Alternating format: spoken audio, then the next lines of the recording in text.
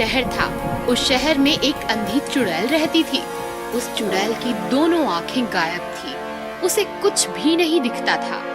मैं जानती हूँ तुम सब यहाँ छिपे हो। मैं देख नहीं सकती, इसका फायदा उठाते हो, लेकिन तुम मुझसे नहीं बच सकते। छिपे हुए लोग चुड़ैल अपनी ओर आते देख सांस रोक लेते हैं, कांपने लगते हैं, भागते हैं। कोई जमीन पर चुपचाप लेट जाता है। चुड़ैल का पैर उस पर गिरता है। वो उसे पकड़ने जाती है। वो भागने लगता है। मुझसे होशियारी? लेकिन मुझे इस खेल में मजा आ रहा है।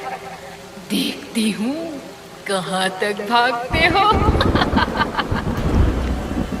चुड़ैल भागते हुए आदमी की ओर हाथ बढ़ाती है तो उसका हाथ बढ़ने लगता है। आदमी हाथ से बचने की कोशिश करता है, लेकिन चुड़ैल उसे पकड़ लेती है और अपनी ओर खींच लेती है। बड़े मिल्खा बन रहे थे, अब भाग के दिखा।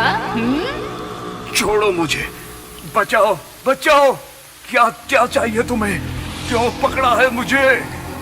पहले तो मैं तुम्हारी आंखें नोच कर अपने आप को लगा लूंगी, फिर तुम्हें ले जाकर खा जाऊंगी।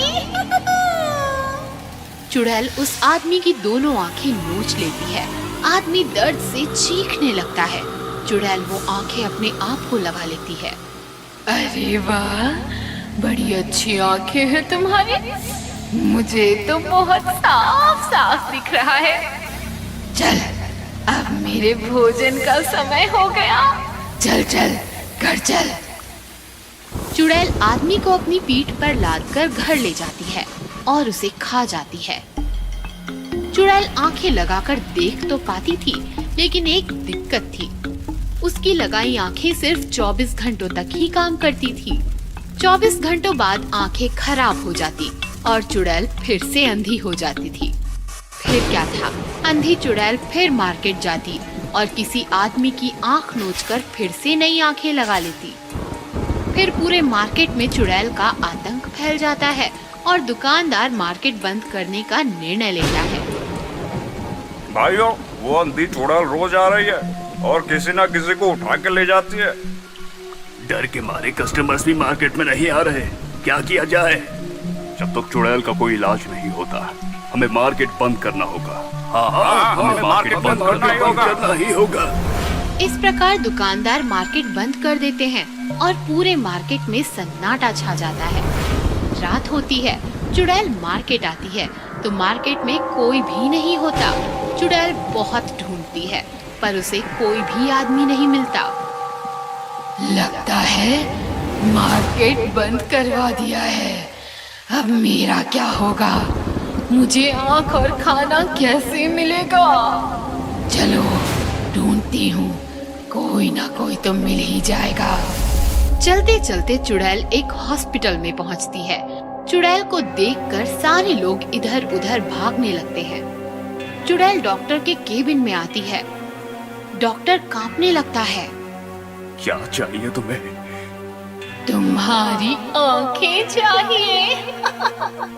ऐसा कहकर चुड़ैल डॉक्टर को पकड़ लेती है। छोड़ दो मुझे। तुझे छोड़ा तो मुझे आंखें कैसे मिलेंगी? हाँ, मैं दूंगा तुम्हें आंखें। मैं आंखों का डॉक्टर हूँ। ओह ठीक है, मैं रोज आऊंगी। मुझे 2 आंखें और खाने के लिए एक मरीज भी चाहिए। अगर गद्दारी की तो मुझसे बुरा कोई नहीं होगा। ठीक है, मुझे छोड़ दो। चुड़ैल डॉक्टर को छोड़ देती है। डॉक्टर चुड़ैल को 2 आंखें देता है और चुड़ैल एक मरीज पीठ पर उठाकर चली जाती है। इस तरह चुड़ैल रोज डॉक्टर के पास आती। डॉक्टर किसी मरीज की आंखें निकालकर चुड़ैल को लगा देता और मरीज चुड़ैल को सौंप देता। एक दिन डॉक्टर का साइंटिस्ट दोस्त डॉक्टर के पास आता है।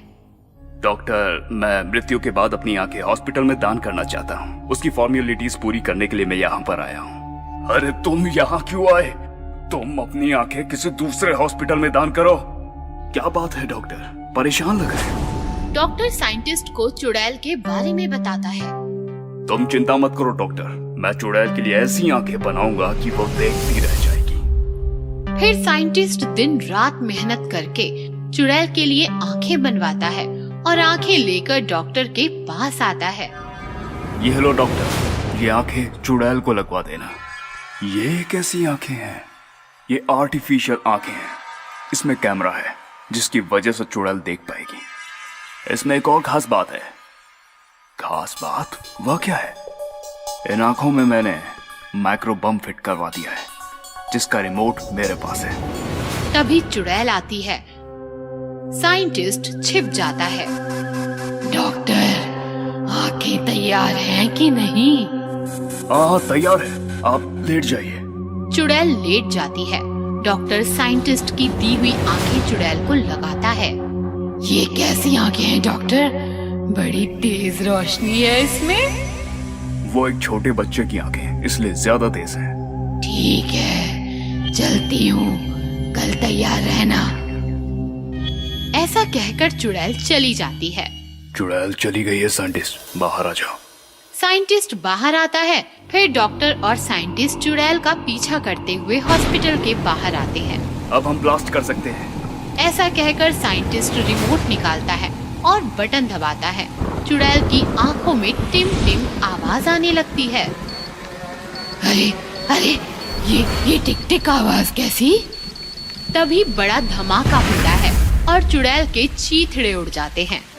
साइंटिस्ट की होशियारी से चुड़ैल मर जाती है और सारा शहर चुड़ैल के चंगुल से मुक्त हो जाता है। इंसान खाने वाला भूतिया परिवार। बहुत समय पहले किसी जंगल में एक भूतिया परिवार रहता था। भूतिया परिवार में मम्मी भूत, पापा भूत और उनका एक छोटा सा बेटा भूत थे। वो जंगल के जानवरों को खाकर अपना पेट भरा करते थे। आज मैं हमारे लिए हाथी लेकर आया हूँ। आज हम हाथी खाएंगे। इस तरह बहुत समय बीत गया। फिर एक दिन भूत के बेटे ने कहा, भूत पापा, मैं रोज रोज कभी हाथी तो कभी हिरन खाकर बोर हो गया हूँ। अब मुझे कुछ और खाना है। लेकिन हर जंगल में तुम्हें यही जानवर खाने को मिलेंगे। ऐसा है तो हम शहर चलते हैं, वहाँ हम मोटे मोटे मुलायम मुलायम इंसान खाएंगे। हाँ, ये ठीक रहेगा। अब हम शहर जाएंगे और इंसान खाएंगे। उसी रात वो तीनों शहर के लिए निकल गए। तीनों भूत गाते हैं, हम शहर जाएंगे, शहर में इंसान खाएंगे, हम शहर जाएंगे।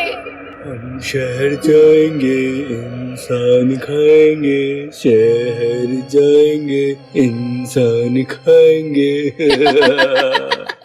शहर पहुंचकर उन्होंने देखा कि हर तरफ इंसान ही इंसान है।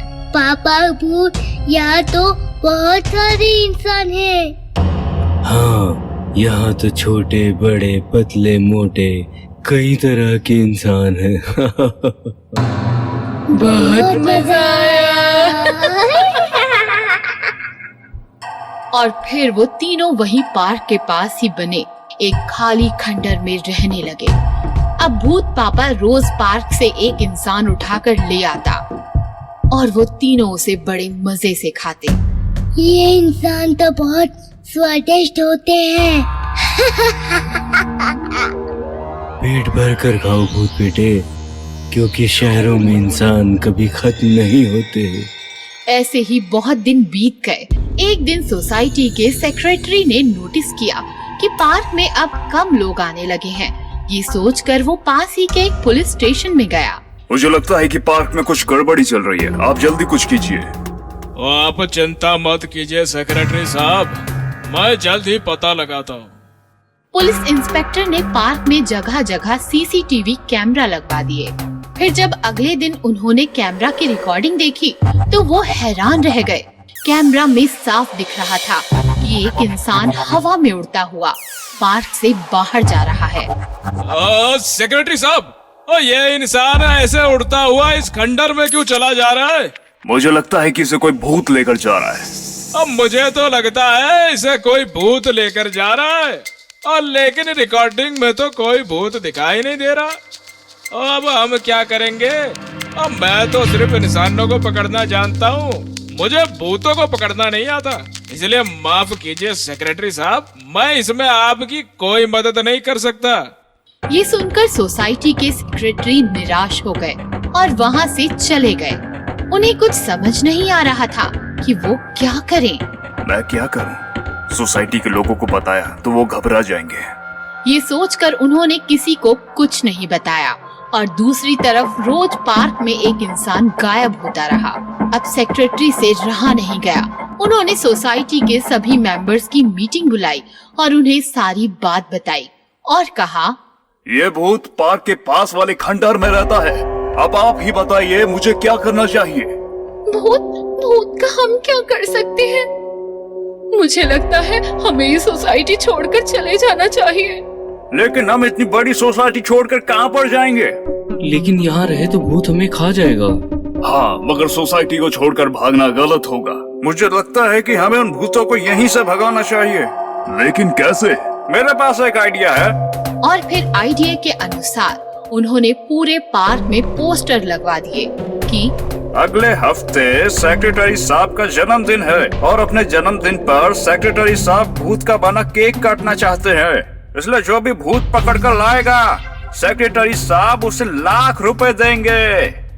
जब ये बात भूतिया परिवार को पता चली तो वो बहुत डर गए। ये इंसान तो बहुत खतरनाक है, ये तो हम भूतों का केक बनाकर खाते हैं। अगर हम इन इंसानों के हाथ लग गए तो ये हमारा केक बनाकर खा जाएंगे।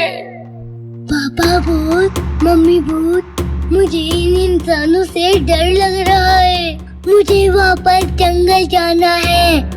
पापा भूत, मुझे वापस जंगल ले चलो। मैं रोज रोज हाथी ही खा लूंगा और कभी जंगल के खाने से बोर नहीं होऊंगा।